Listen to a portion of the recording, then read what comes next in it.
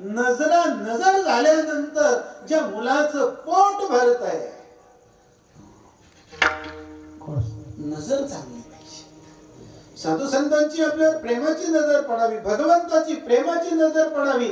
ज्याच्यावर साधू संतांची आणि भगवंताची नजर पडते त्याच्यावर काळाची नजर पडत नाही.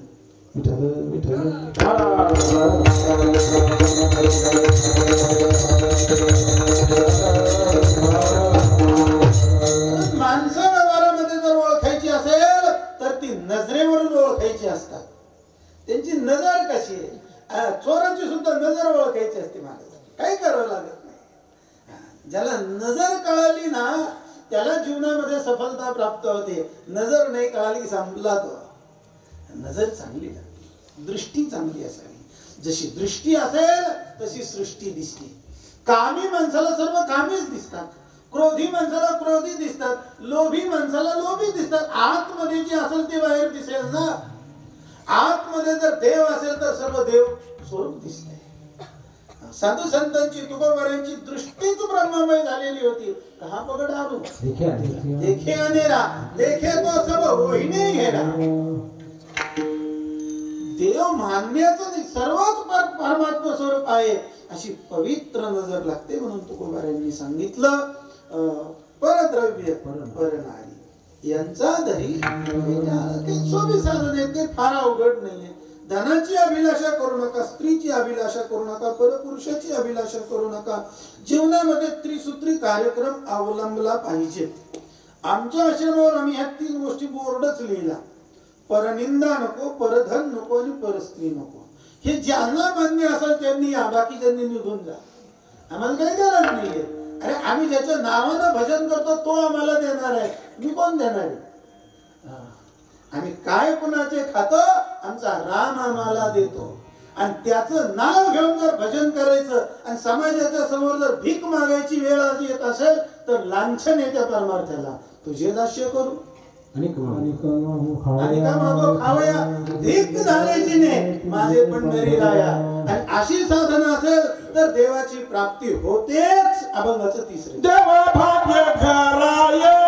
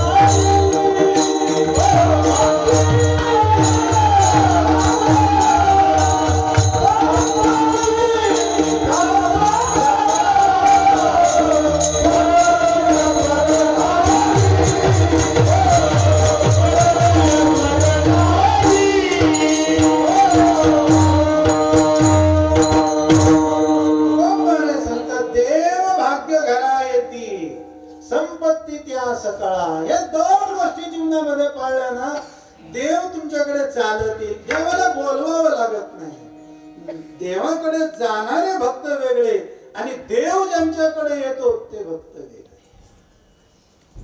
देव आपल्याकडे आला पाहिजे अशी भक्ती करावी. देवाकडे कशा मागण्या करता जायचं. देव घराला चालत येतो. देव चालत येतो नाही, तोच देव आहे. ते तीर्थ, ते क्षेत्र जगी तेच पवित्र. भक्ती कथेशी मैत्र दया पुरुष. कुठल्या तीर्थाला जाऊ नका. काही तीर्थामध्ये श्रद्धा जर नसेल तर तीर्थी धोंडा पाणी देव रोकडा सज्ज. तीर्थामध्ये काही नाही. श्रद्धा नसेल तर पाणी दोघाटे काही नाही. ते तीर्थ. अरे जो ज्याच्या जीवनामध्ये असा आचार आहे ना, तोच तीर्थ आहे. ते तीर्थ, ते क्षेत्र, जगी तेच पवित्र. या जगामध्ये त्यांच्यासारखं दुसरं कोणी पवित्र नाही. भक्ती कथेशी मैत्र जया पुरुषा, ज्याचं भगवंताच्या भक्तीवर, भगवंताच्या कथेवर मित्रत्व जोडलेलं आहे, त्याच्या सारखा देव तोच.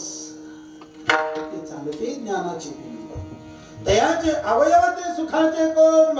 एक माणूस बनते भांब लौकिक भाग. तो तोच देव आहे. देव येतो यात तर संशय नाहीच नाही, पण तोच देव होतो, तोच देव आहे. म्हणून देव भाग्य घरा येते. तुम्हाला सर्व भाग्य चालत येईल तसं भाग्याचे प्रकारही पाडले जातात. संसारातल्या भाग्याबद्दल फार बोलायचं नाही, पण संसारातलं भाग्य याला भाग्य सुद्धा म्हणता येत नाही. भाग्य तरी नव्हे. धनपुत्र दारा निकट वास बरा संतापाई. संसारातल्या सर्व गोष्टी आपल्याला प्रारब्धाने मिळतात. नशिबात असेल तर मिळेल. भाग्याची घडशे, उद्यमाचे निमिषे, संपत्ती जात अपयशे घर निघे ज्ञानोबाराय सांगतात. जर तुमच्या नशिबामध्ये असेल तर संपत्ती घरी चालत येईल. काय म्हणतो ज्ञानोबारांची ओळी? जर नशिबामध्ये संपत्ती असेल, ऐश्वर्य असेल, पैसा असेल, सत्ता असेल तर ते तुमच्याकडे चालत येईल. आणि जर नशिबामध्ये नसेल तर मिळालेलं संपेल. नंबरांची दुसरी ओळी आहे. उदासीने दैवे संचकाची वैभवे, जेथीच्या तेथ स्वभावे विलया जाते. दैव जर असेल तर संपत्ती चालत येते, आणि दैव जर नसेल तर असलेली संपत्ती सुद्धा नष्ट होते. उदासीने दैवे, दैव उदास झाल्यानंतर संचकाची वैभवे, तुम्ही कितीही संग्रह करून ठेवा, कितीही एफडी करून ठेवा, किती चोऱ्या माऱ्या करून लपून साठवण्याचा प्रयत्न करा, दैव ज्या वेळेला उदास होत त्या वेळेला ते सर्व आपोआप नष्ट होत. संचकाची वैभवे जेथीच्या तेथ स्वभावे विलया जाते. आपोआप ते विलयाला जातात.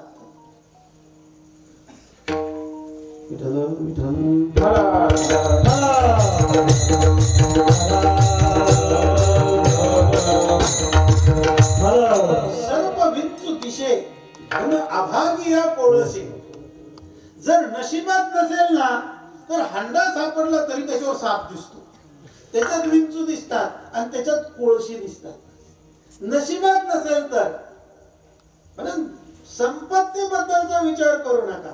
नशीब नसेल तर जिथल्या तिथं ते विलयाला जातो.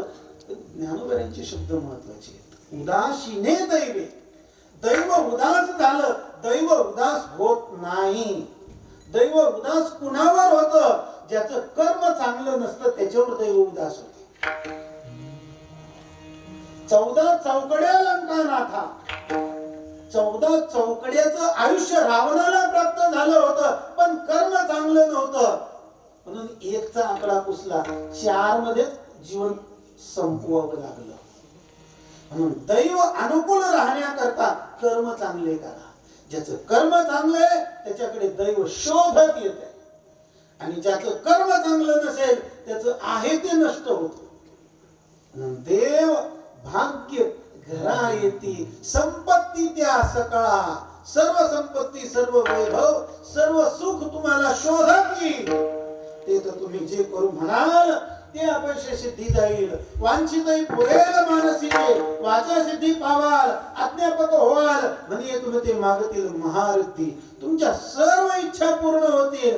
कर्म चांगले करा. देव भाग्य घरा येतील, संपत्ती त्या सकळा. सर्व संपत्ती, संपत्ती शब्दाचा अर्थ जेथ एक एकाते पोखी, ऐसे बहुत पदार्थ एकी संपादिजती ते लोकी संपत्ती म्हणजे. पैसा आहे पण आरोग्य नसेल पैशाचा काय उपयोग? आरोग्य आहे, आयुष्य आहे, पैसा निघेल तरी उपयोग. एक एकाते पोखी, ऐशे बहुत पदार्थ एकी संपादित ती ते लोकी संपत्ती म्हणजे